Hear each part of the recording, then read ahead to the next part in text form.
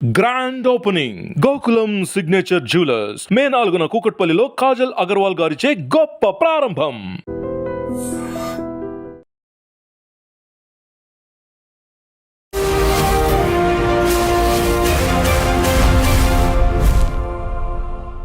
నమస్తే, welcome to I dream social spotlight with Kavitha. Folk singer Janu Lyri ఒక selfie video తీసింది. సూటిపోటి మాటల్ని భరించలేకపోతున్నాము, సోషల్ మీడియాలో విపరీతమైనటువంటి ట్రోల్స్ వస్తున్నాయి, సూసైడ్ చేసుకుందామనే ఆలోచనలు వస్తున్నాయి అని తను ఒక వీడియో చేసింది. అదొక సంచలనంగా మారింది. ఎందుకని సోషల్ మీడియాలో ఇంత వికృతమైనటువంటి కామెంట్లు వస్తున్నాయి? మనతో పాటుగా ఉన్నారు సోషల్ యాక్టివిస్ట్ కృష్ణకుమారి గారు. అమ్మా నమస్తే. సో నిన్న తను చేసినటువంటి ఒక వీడియో చాలా సంచలనం కలిగించింది. ఆ వీడియో చేసిన తర్వాత కూడా చాలామంది ఇంకా ఎందుకు బతుకున్నావు చచ్చిపోక ఇలాంటి కామెంట్స్. సింగిల్ మదర్ అయ్యి ఒక కొడుకుని తనంతట తాను పెంచుకుంటున్నటువంటి ఒక యువతి, తను ఒక ప్రామిసింగ్ కెరీర్ ముందుంది, వెళ్ళాలి అనుకుంటున్న టైంలో సూటిపోటి మాటలు కావచ్చు, ప్రతిదానికి నెగిటివ్ కామెంట్స్ పెట్టడం అనేది యాక్చువల్గా ఒక సెలబ్రిటీ లైఫ్ అని కాదు, ప్రతి ఒక్కరిని వాళ్ళు ఏం చేస్తున్నారు అనేది తొంగి చూసి మరీ కామెంట్లు చేయడం. ఏ మెంటాలిటీ ఇది? ఏం మైండ్ సెట్ అసలు? ఇది ఒక వికృతమైన మనస్తత్వం, అంతకంటే ఇంక చెప్పడానికి ఏమీ లేదు. ఈ వికృతమైన మనస్తత్వంలో వీళ్ళు ఒక పోకిరీలుగా తయారయ్యారు. వీళ్ళని అంతర్జాల పోకిరీలు అంటారు. వీళ్ళ పని ఏంటి అంటే వీళ్ళ ఐడెంటిటీని వీళ్ళు ఎప్పుడు బయట పెట్టుకోరు. ఫోటోలు కూడా దొంగ ఫోటోలు పెడతారు, దొంగ ఐడీలు పెడతారు, పేర్లు అన్నీ ఫేక్ పెట్టి ఇష్టం వచ్చినట్టు మాట్లాడతారు. అయితే మొన్న ఈ మధ్య నేను వక్ఫ్ బిల్లు గురించి మాట్లాడితే నాకు కింద కామెంట్లు ఏం పెట్టారంటే, ఈవిడ ఎవరో తురకలకు పుట్టుంటుంది అని పెట్టారు. కానీ నేనేమి ఒక్క క్షణం కూడా నేను బాధపడలా. ఎందుకంటే వాళ్ళకి నచ్చినట్టు నేను మాట్లాడాలని వాళ్ళు అనుకోవడము తప్పు, మాట్లాడాలి వాళ్ళని మెప్పించాలి అనుకోవడము నాది తప్పు అవుతుంది. నేను నమ్మిన దాన్ని నేను మాట్లాడాను. వాళ్ళకి అది నచ్చలేదు, ఒక కామెంట్ పెట్టారు. అందరూ మంచి కామెంట్లు పెట్టాలని లేదు, అందరూ ఒకే మనస్తత్వంతో ఉండాలని లేదు. కానీ ఇది నా పర్సనల్ లైఫ్కి సంబంధించింది కాదు. అవును, అది ఒక పబ్లిక్ లైఫ్కి సంబంధించింది కాబట్టి నేను అంత నిబ్బరంగా మాట్లాడగలిగా. మీ అభిప్రాయం మీద వాళ్ళ ఒపీనియన్ అది. కానీ అదే నా జీవితానికి సంబంధించి ఎవరైనా కామెంట్ చేశారనుకో కొంచెం బాధేస్తా. అవును, లేదా బాధేస్తే. కానీ ఒక్కసారి అంటూ మనము ఈ సోషల్ మీడియాలోకి వచ్చిన తర్వాత ఇది ఎంత అందమైన సోషల్ మీడియానో అంత ఊబి లాంటిది కూడా. దీనికి పైకి ఎంత కనిపిస్తుందో లోపల అంత ఉంది. ఈ లోపల అంత ఉన్నది వీళ్ళు, ఈ లోపల ఉన్న వాళ్ళు పైకి రారు, బయటికి రారు, కనిపించరు, కేవలం వినిపిస్తారు అంతే. వీళ్ళకి ఇప్పుడు నేనున్నామండి, మీరు నా ఎదురుగా ఉన్నప్పుడు నేను మిమ్మల్ని ఎంతవరకు తిట్టగలుగుతా? ఒక లిమిట్ ఉంటుంది. తిరిగి కొడతారనో లేదు మీరు కూడా ఏదైనా తిడతారనో ఒక భయం నాకు ఉంటుంది, ఒక ఆలోచన నాకు ఉంటుంది. అదే మీరు ఇక్కడ లేరు, ఎక్కడో ఉన్నారు, ఇక్కడ ఇంకొకళ్ళు ఎవరో ఉన్నారు. నేను ఫ్రీ ఫ్లోగా మాట్లాడేస్తా. ఏమైనా మాట్లాడచ్చు, ఎంతవరకైనా వెళ్ళి మాట్లాడచ్చు. నా ధీమా ఏంటి?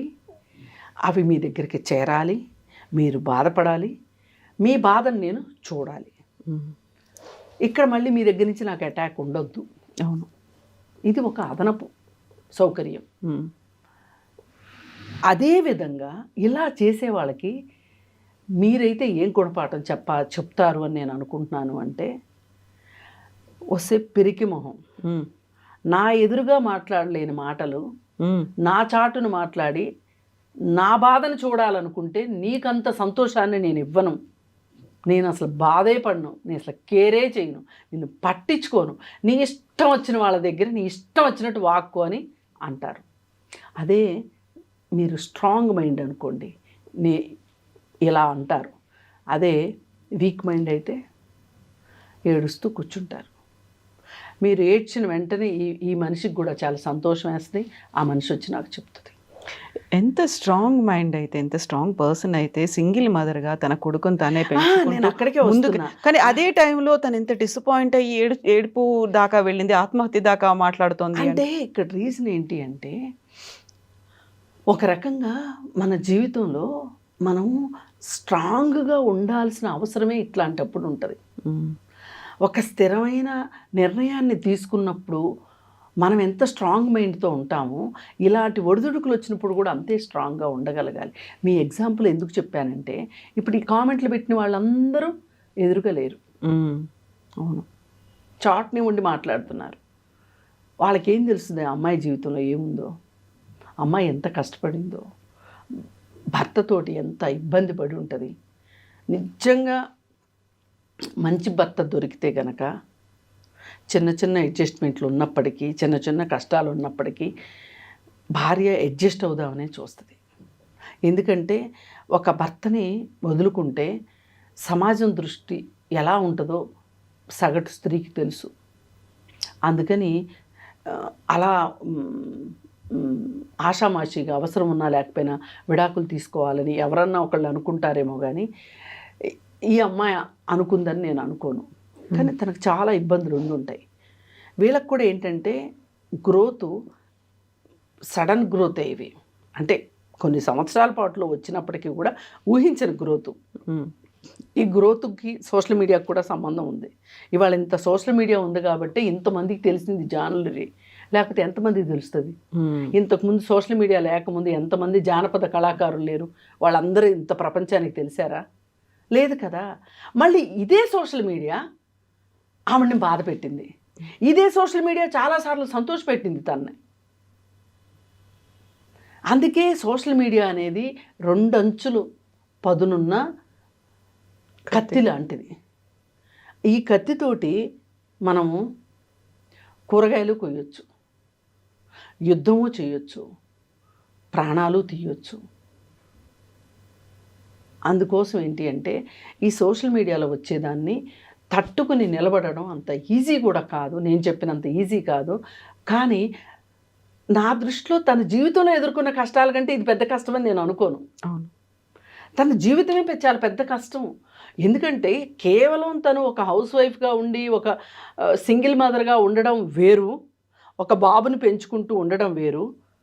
తను ఒక ప్రొఫెషనల్గా ఈ ప్రపంచంలో తనదంటూ ఒక ముద్ర వేసుకుని మళ్ళీ సింగిల్ మదర్గా ఉండడం వేరు. ఇక్కడ చాలా ఇబ్బంది అనేది ఉంటుంది.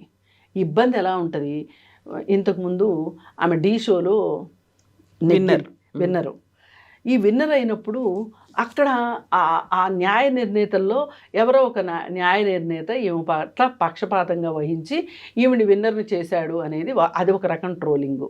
అది అయిపోయిన తర్వాత ఆ ట్రోలింగ్ నుంచి తప్పించుకోవాలి అనుకుని అసలు నిజంగా ఈ అమ్మాయి ఇంకొక అతను ఈమె కలిసి జీవితం పంచుకోవాలనుకుంటున్నారు.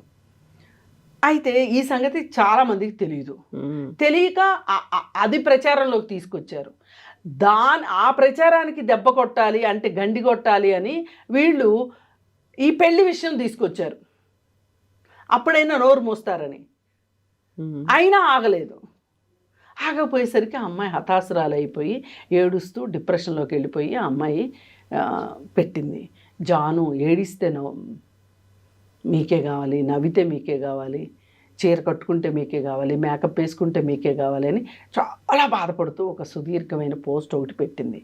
ఆ పోస్ట్ పెడితే నేను నిన్న వేరే చోట ఎక్కడో మాట్లాడుతూ నేను ఒకటే చెప్పాను, ఏనుగులు వెళ్తుంటే కుక్కలు అరుస్తాయి, కానీ కుక్కలు వెళ్తుంటే ఏనుగులు అరవు. నువ్వేంటో నీకు తెలుసు, ధైర్యంగా ఉండు. ఎవరేం మాట్లాడుకున్నా నీ వ్యక్తిగత జీవితం గురించి ఇంకొకళ్ళు మాట్లాడడానికి వీల్లేదు. మాట్లాడుతున్నారు అయినప్పటికీ చొరవ తీసుకుని వాళ్ళని నువ్వు పట్టించుకోక్కర్లేదు. నేనే కాదు చాలామంది మాట్లాడారు ఆ అమ్మాయికి సపోర్టివ్గా. ఆ అమ్మాయి దాంతో కొంచెం స్థిమితపడి ఆ అమ్మాయి ఈరోజు నిన్న నేను పెట్టిన పోస్ట్కి కొంచెం బాధలో ఉండి ఆ పోస్ట్ పెట్టాను, నేను ఇప్పుడు బాగున్నాను, నాకు సహకారం ఇచ్చిన వాళ్ళకి, నాకు సపోర్ట్ చేసిన వాళ్ళందరికీ చాలా థ్యాంక్స్. నేను ఇప్పుడు బాగున్నానని ఆ అమ్మాయి పోస్ట్ పెట్టింది.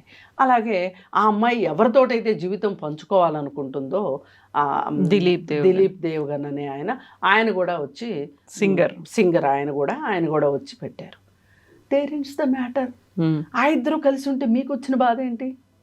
అతను సిద్ధంగా ఉన్నాడు, ఒక బాబున్న మహిళతో ఉండటానికి అతను సిద్ధపడ్డాడు. మీకు నాకేం అభ్యంతరం ఉండాలి? వాళ్ళ ఫ్యామిలీలకు అభ్యంతరం లేదు, ఓకే చెప్పారు. అసలు ఇప్పుడు ఇవి చాలా కొత్తగా మాట్లాడుకుంటున్నారు, కానీ స్వాతంత్రోద్యమ కాలంలో చాలామంది బాల వితంతువుల్ని పెళ్లి చేసుకున్న స్వాతంత్ర సమరయోధులు ఉన్నారు. కమ్యూనిస్ట్ పార్టీల్లో వాళ్ళు కూడా బాల వితంతువుల్ని, అలాగే ఒకళ్ళో ఇద్దరు పిల్లలున్న మహిళల్ని అంటే వితంతువులైన మహిళల్ని పెళ్ళిళ్ళు చేసుకుని జీవితాల్లోకి ఆహ్వానించిన వాళ్ళు ఉన్నారు. అలాంటిది ఇప్పుడు ఆ అబ్బాయి కూడా అనుకుంటున్నాడు, ఏమి బాబుంటే ఏమైంది అని. వాళ్ళు కలిసి ఉండాలనుకుంటున్నారు. మనకి ఇష్టమైతే, మనకు సంతోషం అనిపిస్తే వాళ్ళకి శుభాకాంక్షలు చెప్పాలి, విషెస్ హ్యాపీగా ఉండండి అని. అసలు మీకు నచ్చడానికి మీరెవరు, నచ్చకపోవడానికి మీరెవరు? అసలు ఆమె జీవితంతో మీకేంటి పని? ఆమె డాన్స్ వేసింది, మీకు నచ్చితే చూడండి, లేకపోతే లేదు. ఆమె పాట పాడింది, నచ్చితే వినండి, లేకపోతే లేదు. ఇప్పుడు అతను కూడా సింగర్ కాబట్టి నచ్చితే వినండి, లేకపోతే లేదు. అంతకంటే మీకేంటి ప్రమేయం వాళ్ళ జీవితాల్లో? ఎందుకంటే ఇవాళ ఎవరి జీవితాల గురించి వాళ్ళు బాగు చేసుకోవటానికో, వాళ్ళ జీవితానికి ఏం కావాలో తెలియక ఈ సోషల్ మీడియాలో పడి కొట్టుమిట్టాడుతున్నారు చాలామంది. ఇదే అసలు జీవితం అనుకుంటున్నారు. ఈ ఒక్క 3 అంగుళాలు ఉంటుందో 4 అంగుళాలు ఉంటుందో ఈ ఫోను, అదే ఒక టచ్ స్క్రీను ఇలా వేలు పెట్టేసి ఇలా ఇలా ఇలా ఇలా అనేసేసి ఫోన్ చూసేసి ఈ ఫోన్లోనే జీవితం అనుకుంటున్నారు. ఇది చాలా బాధాకరమైన విషయం. మన మాట ఒక మనిషిని నిలబెట్టేలా ఉండాలి. మన మాట ఒకరిని ఓదార్పిచ్చేలాగా ఉండాలి. మన మాట మనకి వాళ్ళు మీరు మాట్లాడిన దానివల్ల నా జీవితం ఆ కష్టకాలంలో నేను కొంచెం సంతోషపడ్డాను అని చెప్పినంత అంత గొప్ప మాట ఇంకొకటి ఉండదు. ఈరోజు పొద్దునే నాకు ఒక ఆమె ఫోన్ చేసింది, నేను మర్చిపోయాను ఆవిడని. ఫోన్ చేసి అమ్మ నేను పలానా అంది. చెప్పండి, నేను గుర్తుపట్టలేదు అంటే, నేను సంగారెడ్డి నుంచి మాట్లాడుతున్నాను, నా హస్బెండ్ తోటి చాలా ఇబ్బందిగా ఉంటుంటే నేను మీకు ఎవరో మీ నంబర్ ఇస్తే కాల్ చేశాను. మీరు ధైర్యంగా ఉండండి, మీరు పోలీస్ స్టేషన్కి వెళ్ళండి, కంప్లైంట్ చేయండి, అక్కడ ఏమన్నా మీకు ఇబ్బంది అయితే నాకు చెప్పండి అని చెప్పి మీరు ధైర్యం చెప్పారు. మీరు ఆ రోజు నాకు ధైర్యం ఇవ్వకపోతే నేను అసలు పోలీస్ స్టేషన్కి వెళ్ళేదాన్ని కాదు. పోలీస్ స్టేషన్కి వెళ్ళిన తర్వాత మా హస్బెండ్ వాళ్ళు మేము మ్యూచువల్ సైన్ చేసుకొని ఇంకా ఈ కేసులు ఈ కొట్లాట్లు ఎందుకులే అని మ్యూచువల్ డివోర్స్ తీసేసుకున్నాము. నిన్ననే నాకు డివోర్స్ వచ్చింది. ఆ రోజు మీరు చాలా ధైర్యం ఇచ్చారు, అందుకే నేను ఇవాళ ఒక రకంగా ఒక పెద్ద ఊబిలో నుంచి బయటపడ్డాను అని చెప్తే అసలు నాకు గుర్తే లేదు ఆ క్షణం ఆ అమ్మాయికి నేను అంత ధైర్యాన్ని ఇచ్చానా అని. నిజంగా అండి, 4 మాటలే కావచ్చు కష్టంలో ఉన్న వాళ్ళకి చాలా భరోసానిస్తాయి. బాధలో ఉన్న వాళ్ళకి బాధ నుంచి బయటకు వచ్చేట్టు చేస్తాయి. మనకు చేతనైతే ఏదో అంటారు, ఏదో సినిమాలో డైలాగ్ ఉన్నట్లు, వీలైతే కుదిరితే ఒక కప్పు కాఫీ 4 మంచి మాటలు వీలైతే అన్నట్లుగా జీవితాలు ఉండాలి. ఇదే అసలు జీవితం అంటే అని నేను అనుకుంటాను. మరి ఈ అంతర్జాల పోకిరీలకి అంత ఈజీగా బుద్ధి వస్తుందని నేను అనుకోను. ముసుగు వీరులాగా ఉండకండి, దమ్ము ధైర్యం ఉంటే బయటకు రండి అని మాత్రమే చెప్పగలను. జాన్ లూరీకి మట్టుకు ఇప్పుడు మన ఇద్దరం కలిసి all the best wishes. Thank you so much అమ్మా. Thank you. నిజంగా ప్రస్తుతం ఉన్నటువంటి సమాజం దేనికి ప్రయారిటీ ఇస్తుంది? ఆర్థిక సంబంధాల చుట్టూ మాత్రమే తిరుగుతుంది. మళ్ళీ ఎన్నికలంగానే చాలా విరక్తి కలుగుతాం. మంచి అనిపిస్తుంది కదా, లేడీస్ కూడా ఛాలెంజింగ్ జాబ్స్ చేసినప్పుడు చాలా బాగుంటది. ట్రాఫిక్ అసిస్టెంట్స్ గా నియమించిన ట్రాన్స్జెండర్స్ సాల్యూట్ చేయించుకుంటున్నారు. ఫుడ్ డెలివరీ ఇవ్వటానికి వెళ్ళినటువంటి డెలివరీ బాయ్ అనిల్ పై కళ్ళ ముందు పెళ్ళండి